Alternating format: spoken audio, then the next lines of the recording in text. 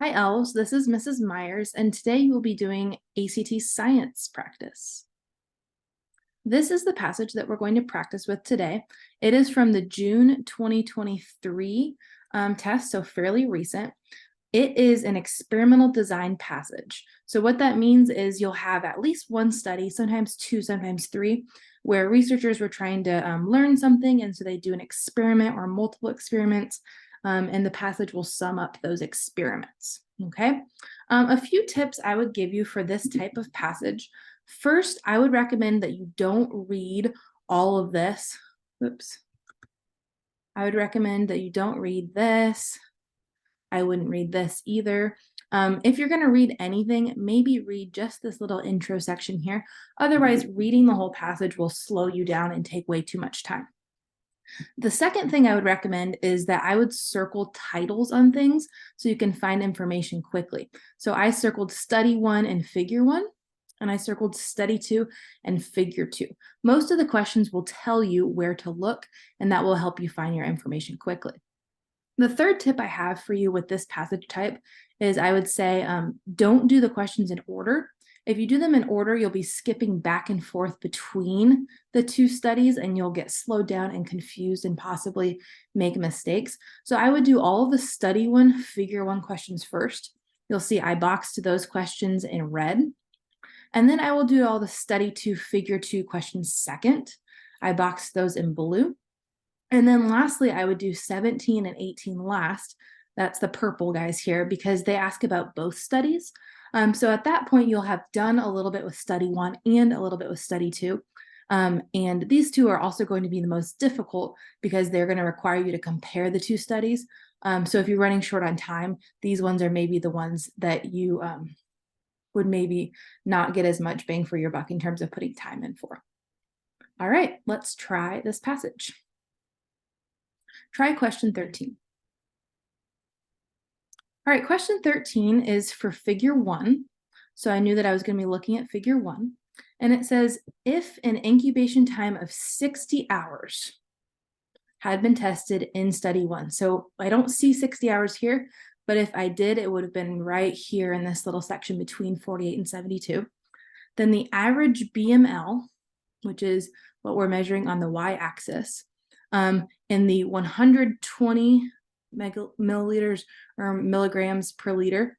So 0.2 here, the gray, would likely have been what? So they're asking you to estimate where would the gray bar have been if we had tested it at 60? It likely would have been somewhere here, right? Between this point and this point. So somewhere between 11, there's 11, and around 21-ish. And so our answer for 13 is C, somewhere between 11 and 21. All right, try question 14. Question 14 asks, a student hypothesized that as the concentration of drug M in the solutions increased, then the average BML of the polarians would increase only. So as we have more concentration of drug M, as we go from 0.5 or 0.05 to 0.2 to 0.5, going up in concentration, the BML would increase only. And they ask, which of the times tested is this true? So basically, where is it true that the black bar was the lowest and the lined bar, the 0.5, was the highest? That's true for 24 hours. This one's the lowest, this one's the highest. It went up. It's true for 48, lowest and highest, it went up. It's true for 72, lowest and highest, it went up. And it's also true for 96. This one's the lowest, this one's the highest, and it only increased. So it's true for all 4 incubation times. Your answer for 14 should be J. All right, try question 19. Question 19 says, consider the samples that were collected from the organisms in study 1, okay?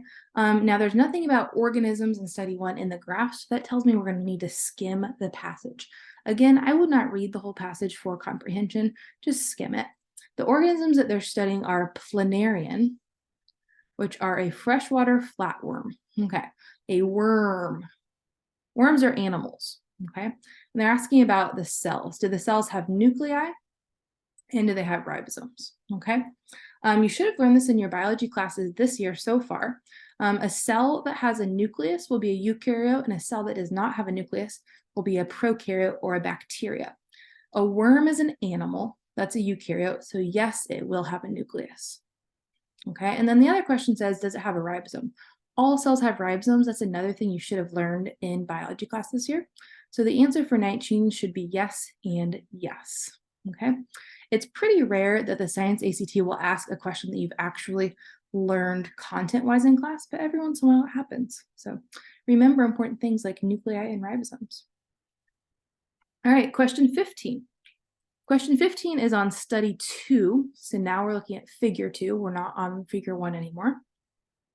It says, suppose that for planarians, swimming speed is directly proportional to the concentration of a particular protein. So something that they haven't talked about yet. The faster you swim has to do with some random protein. Okay, based on the results of study 2, for the 0.2 concentration, so for this gray bar, okay, which of the incubation times tested would have the greatest average concentration of this protein? So they're basically saying if you swim fast, you have a lot of this protein. Looking at the gray bar, which one probably had the most protein? That would be wherever they were swimming fastest, right? Because the y-axis has swimming speed. I see that they're swimming fastest here at the 480 minutes for the gray bar. And so my answer for 15 should be D.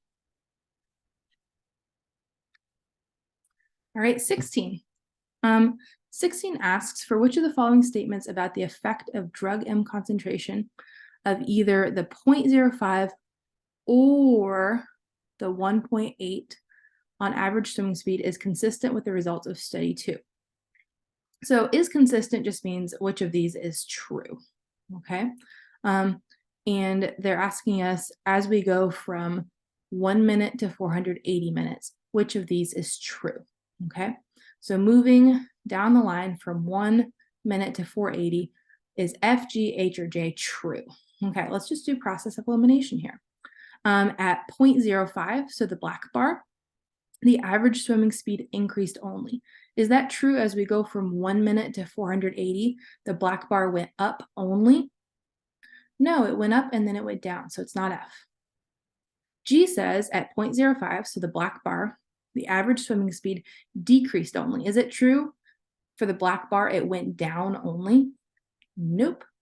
All right, H says for the 1.8, so for the striped bar, the average swimming speed increased and then decreased. Is it true for the striped bar?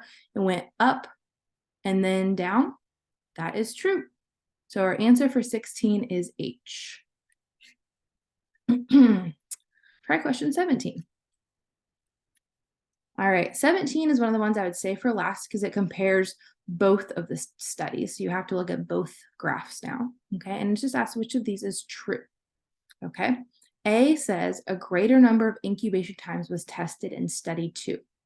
We had 1, 2, 3, 4 times in study 1, and 1, 2, 3, 4 times in study 2. So it's not A because they both had 4 times. B says a drug M concentration of 1.8 was tested in both. Is that true? I don't see 1.8 tested here, but I do see it tested here. So that's not true because it was only tested in one of them. It's not B. C says more time was required to do study 1 than study 2. Let's look at time. Time is down here on the x-axis. Study 1 is in hours and study 2 is in minutes, okay? 96 hours is a whole lot longer than 480 minutes, so C is true. It would have taken longer to do study 1. All right, last question, try question 18. 18 is asking about studies 1 and studies 2, okay? And they're asking about incubation temperature. The temperature is not shown in the graphs if you look at the X and Y on the graphs, so we know we're going to be looking in the passages. I wouldn't read the passages word for word, I would just skim for temperature. So if I skim for temperature for passage study 1, I see each group was at 20 degrees Celsius. And if I look at study 2, I see each group was at 25 Celsius. And they're not changing it within the study. They're keeping them all at 20 for study 1 and all at 25 for study 2. And the question asks, which one varied from group to group? Neither one of them changed from group to group. They kept all of them at 20 or all of them at 25. So the answer for 18 should be J. Neither one changed or varied from group to group. All right, thanks for watching today. Have a great day.